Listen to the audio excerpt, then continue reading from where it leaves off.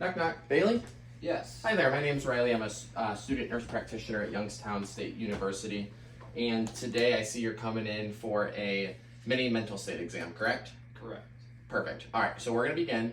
Basically what's going to go on today is I'm going to be assessing your cognition, your ability to interpret similarities, differences, abstract reasoning, judgment, and thought processes. Okay?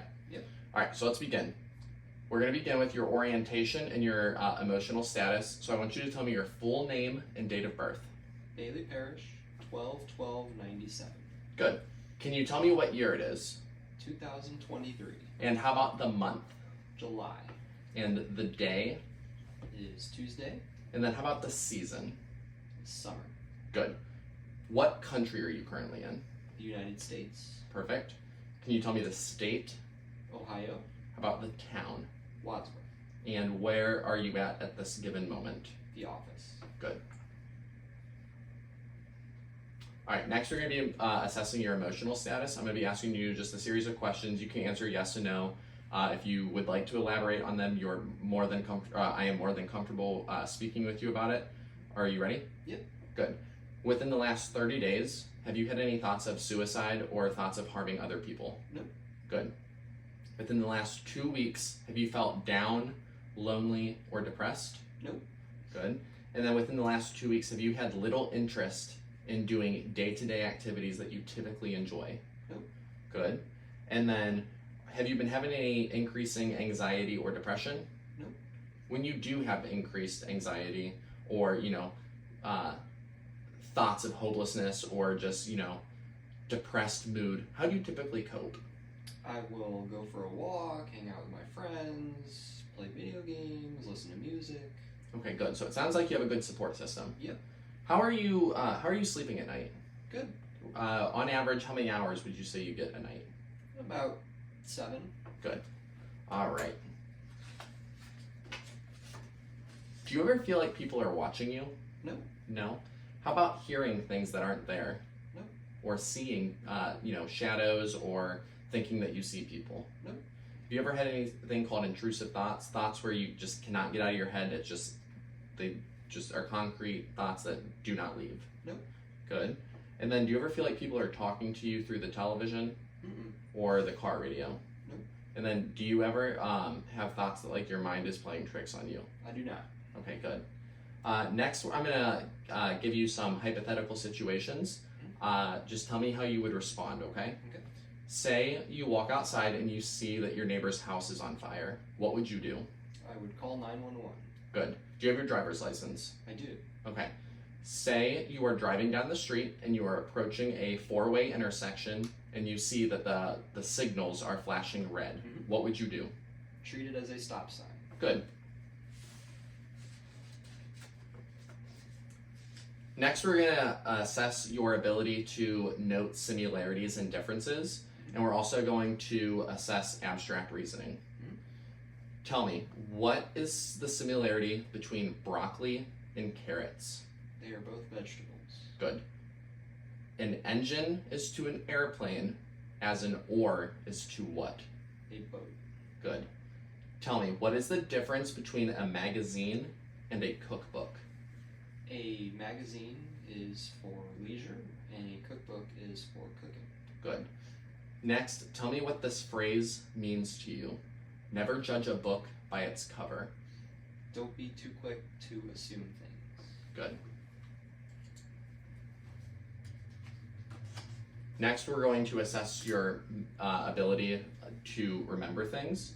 I'm going to give you 3 words, and I want you to remember them. Mm-hmm. The 3 words are apple, pen, and table. Mm-hmm. Please repeat those back to me.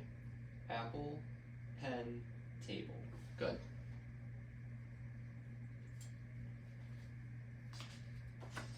Next, we're going to assess your ability to interpret arithmetic and your writing ability. Mm-hmm. I want you to subtract 7 from 100 and repeat after 5, and stop after 5 subtractions. Okay. We will begin with 100. 93, 86, 79, 72, 65. Good. I would also like you to spell the word world backwards. Okay. DLROW. Good. All right, do you remember those three names, three objects I had you remember earlier? I do. All right, go ahead. Apple, pen, tape. Good. Next, we're going to assess your ability for remote memory. Can you tell me what your parents' anniversary is? October 18th, 1996. Good. And also, can you tell me what happened on September 11th, 2001? Yep. 2 planes crashed into the World Trade Center. Thank you.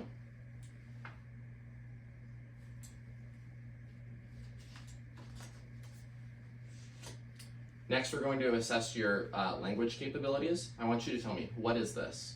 It is a pen, Good. And what is this? a watch. Thank you. I would like for you to repeat the phrase, no ifs, ands, or buts. No ifs, ands, or buts. Good. Next, we're going to assess your ability to follow commands. I would like you to take that piece of paper in front of you into your left hand, Okay. fold it in half, and place it back on the table, please.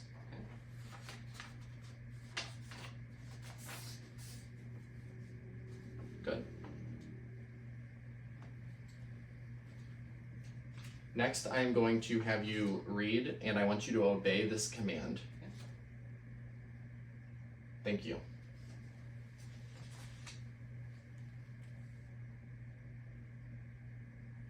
Next, I would like for you to take that piece of paper, and I would like for you to write out the sentence, the dog ran out the door. Okay.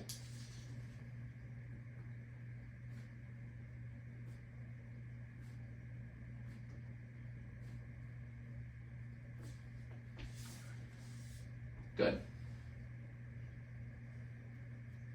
Next, I would like for you to please draw 2 pentagons that are overlapping. Okay.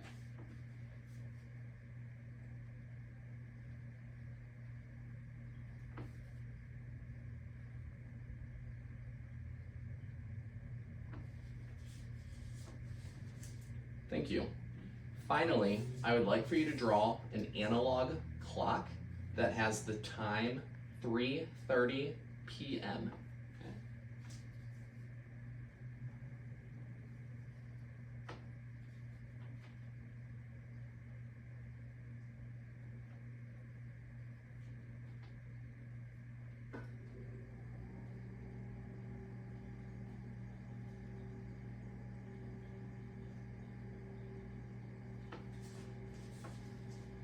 Thank you.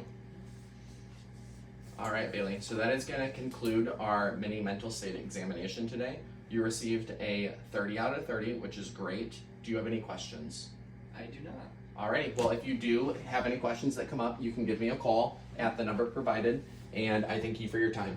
Okay, thank you.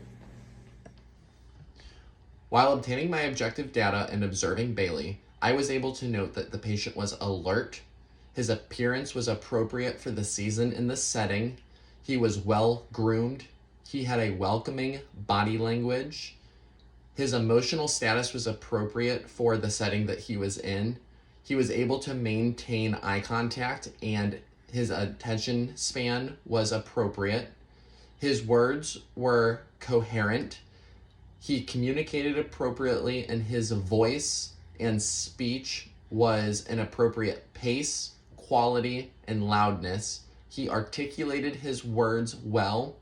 There was no signs of aphasia noted. He was able to comprehend and perform tasks as indicated. There were no concerns for mood and or feelings that I would be of concern for suicidal or homicidal ideation. And he had displayed appropriate thought processes. He also did not have any perceptual distortions that I was able to obtain during the interview process and the mental state examination. Thank you.